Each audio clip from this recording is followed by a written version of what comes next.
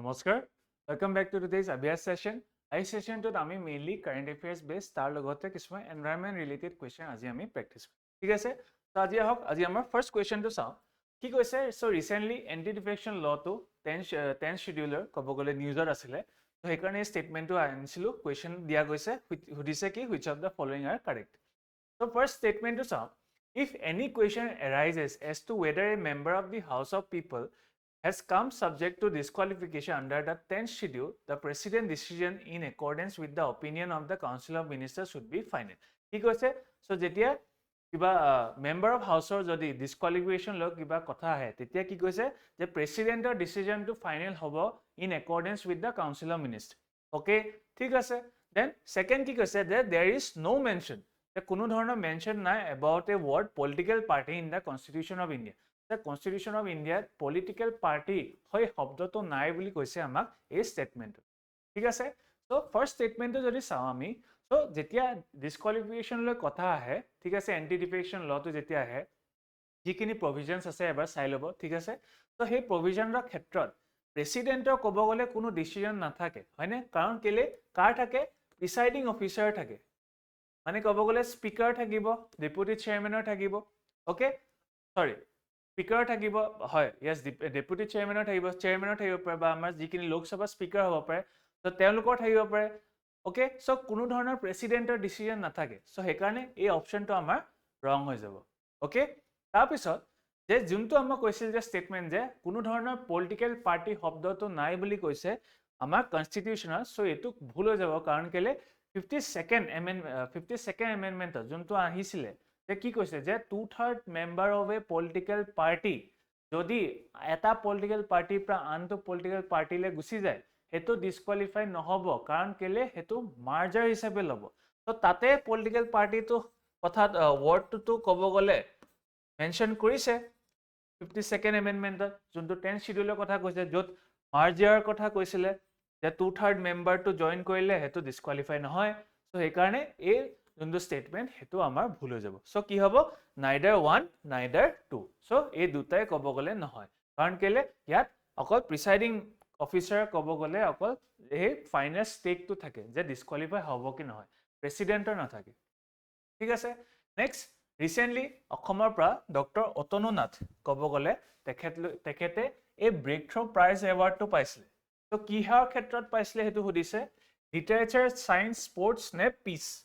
Okay so breakthrough award doctor Atanu নাথে তেখেতে সায়েন্সৰ কাৰণে পাইছিলে মেইনলি ফিজিক্সৰ কাৰণে পাইছিলে ঠিক আছে আৰু তেখেতৰ যোনটো এক্সপেৰিমেন্ট আছিল হেতু কি হয় মন জিটু এক্সপেৰিমেন্ট তো মন ক'ব গ'লে এটা পাৰ্টিকল হয় ইলেক্ট্ৰনৰ নিচিনাই হয় বাট which is heavier than electron ঠিক আছে এবাৰ ক'ব গ'লে সেই মন জিটু এক্সপেৰিমেন্টটো এবাৰ চাই ল'ব ঠিক আছে অকন ডিটেইলত ওকে ঠিক আছে মই কৈ দিছো মন জিটু এক্সপেৰিমেন্টটো কি হয় এই পাৰ্টিকলটো যেতিয়া এটা ম্যাগনেটিক ফিল্ডৰ আন্ডাৰ এটো ৰাখে ঠিক আছে সো তেতিয়া হয়তো ডেফিনেটলি এটা ক'ব গ'লে এটা স্পিন কৰিব তো ঘূৰিব ঠিক আছে এটা স্পিড পাব তো তেৱে কি কৈছিল যে এই স্পিডটো যদি যোনটো মই থিওৰিটিক্যালি যোনটো স্পিড হয় বা প্ৰেডিক্টেবল স্পিড হয় হেতুতকে যদি অলপমান ডিফাৰেন্ট হয় ওকে যদি হে স্পিডটো হয়তো হে প্ৰেডিক্টেড যোনটো স্পিড হ'ব লাগে তাতকে যদি বেছি হয় বা কম হয় তেতিয়া আমি হয়তো কি পাম যে হয়তো ইয়াত আৰু কিছুমান যোনখিনি ফোৰ্সেস যিখিনি আমাৰ ফান্ডামেন্টাল ফোৰ্সেস আছে নেচাৰ হয়তো ইয়াত আৰু কিবা ধৰণৰ ফোৰ্সেস লাগি আছে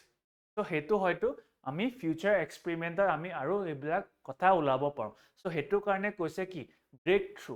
থ্ৰু মানে ফিউচাৰত হয়তো আৰু কিছুমান বস্তু ওলাব পাৰে সো সেইকাৰণে তেখেতক এই মন জিটু এক্সপেৰিমেন্টৰ কথাটো ইয়াত মই কৈ দিলো ঠিক আছে সো তেখেতে ফিজিক্সৰ কাৰণে পাইছিল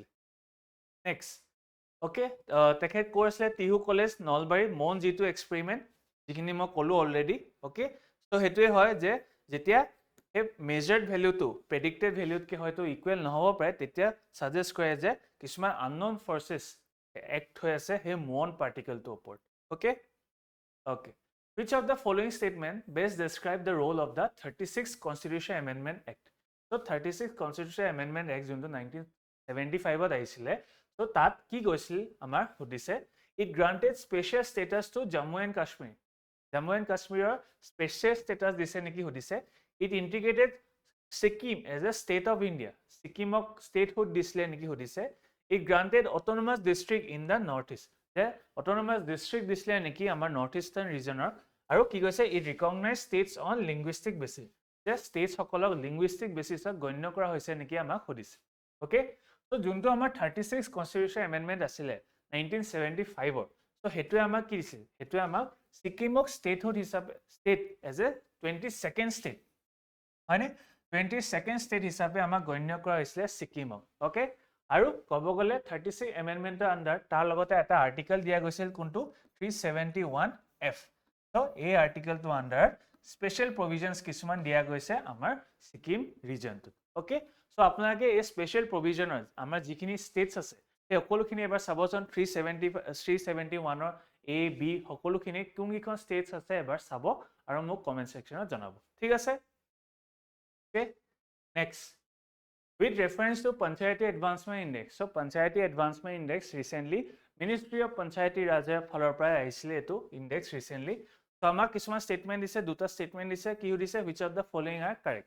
So first statement to sao no gram panchayat achieve the achiever category A+ category. So ki koise kuno ekhon gram panchayat amar India jiman gikhon gaon panchayat ase kunoe A+ category ba achiever category to poa nai boli koise. Aru কি কৈছে most gram panchayat fall under the performer B category যে আমাৰ সবতকে majority of the গাঁও পঞ্চায়ত আমাৰ ইণ্ডিয়াৰ কি কৈছে B category বা performer category পৰিছে বুলি কৈছে ওকে yes এই statement দুইটাই শুদ্ধ কাৰণ আমাৰ কোনো ধৰণৰ achiever listত বা achiever category আমাৰ এখনো গাঁও পঞ্চায়ত নাই ইণ্ডিয়াৰ আৰু mainly গোটেইখন most গোটেইখন নাই sorry most of the গাঁও পঞ্চায়ত সকল performer B বা B category আছে so এই দুটা আমাৰ শুদ্ধ হৈ যাব okay both are correct আৰু top states যদি চাই ত্ৰিপুৰা কেৰালা ওড়িশা so ক'ব গলে এখন নৰ্থ ইষ্টাৰ্ণ ষ্টেট আছে নামটো কি ত্ৰিপুৰা এইখন ক'ব গলে টপ ষ্টেট যোনে এই পঞ্চায়ত লেভেলত ভাল কাম কৰি আছে বুলি আমাক কৈছে নো গাঁও পঞ্চায়ত আৰু মেজৰিটি এ বি কেটেগৰীত আছে okay next the theme of the International Labor Day 2026 so কোন দিনাখন হয় May 1st right 1 তাৰিখে May 1 তাৰিখে International Labor Day হিচাপে আমি জানো so এই বছৰ থিম তো কি আছিল আমাক সুধিছে decent work for all social justice and fair wages ঠিক আছে ensuring a healthy psychological working environment ne workers rights and global equity okay so এই বছৰ যোনটো থিম হৈ গল আমাৰ Labor Day International Labor Day হেতু mainly working environment upor so amar option C ensuring a healthy psychosocial and working environment jate amar jikini amar working environment to ase jate bhal dore chole no dhoroner psychologically health mainly kobo gole ajikali mental health or both stress por hoy na working environment to jodi beya hoy je so he karone e kobo gole C option to hoy ei bosor theme International Labor Day with reference to the global energy grouping and India's macroeconomics consider the following statement. So mainly OPEC upor question eta dia goise which of the following are correct. Karan mainly OPEC to kele ase karan recently Dubai OPEC opra exit korise boli ami gom paisu. Hane? So first statement to sao the Organization of Petroleum Exporting Countries OPEC is headquartered in a country that is not a member of the organization. Okay? Thik ase amak statement to dia goise OPEC Plus alliance was formed in 1960 at Baghdad Conference to combat failing oil price. Okay, code hoise boli koisil OPEC Plus to 1960 hoise boli koise Baghdad Conference. Aru UAE is the only foreign entity permitted to store crude oil in India's strategic petroleum reserve. Amar jikini strategic petroleum reserves ase akol UAE tat rakhibo pare boli koise amar petroleum bostu kini. Thik ase so Q is which of the following are correct OPEC or juntu kobo gole headquarter etu yes that country ase junkon kunkon member nohoy OPEC or thik ase apnake mo comments janabo hetu country khonor naam jot OPEC headquarter hoise okay aru juntu OPEC plus hoy hetu 1916 hoy iman puroni nohoy 2016 hoisile etu so amar ei option to bhul hoi jabo so second option is wrong so kobo gole okol 1 and 3 thakile hoine so option B aru UAE is the only foreign entity jar strategic reserve amar India teon lokok akor rakhibo di okay So OPEC plus যদি চাই 2016 হৈছিলে include OPEC member plus powerful non-member oil producers just led by Russia. Okay, Russia, it was created to exert even tighter control on the global oil market. So 2016 চনত এটো হৈছিলে OPEC plus. Artificial way of causing rainfall. So এতিয়া আমি environmental question লৈ আহিছো. Artificial way of causing rainfall to reduce air pollution. So কোন গিটা কব গলে rainfall artificially আমি rainfall কৰো কোন গিটা use কৰি silver iodide and potassium iodide, silver nitrate and potassium iodide, silver iodide and potassium nitrate, ne silver nitrate and potassium chloride. Okay, so artificially যদি আমি দেখিছিলো যে দুবাইটো কৰিছিল হয় না artificial যোনটো কাৰণে আকৌ floods হৈ গৈছিল হয় না যত কোনো ধৰণৰ আজিলৈকে কেতিয়া হোৱাও নাছিল হয় না so artificial way যদি rainfall কৰে তেতিয়া আমি কি ইউজ কৰো silver iodide আৰু potassium iodide ঠিক আছে so এইটা দি ইউজ কৰি আমি artificially rainfall আমি কৰিব পাৰো. Which of the following has been constituted under the Environment Protection Act 1986? Water Commission, Groundwater Board, Central Groundwater Authority, National Water Development Agency.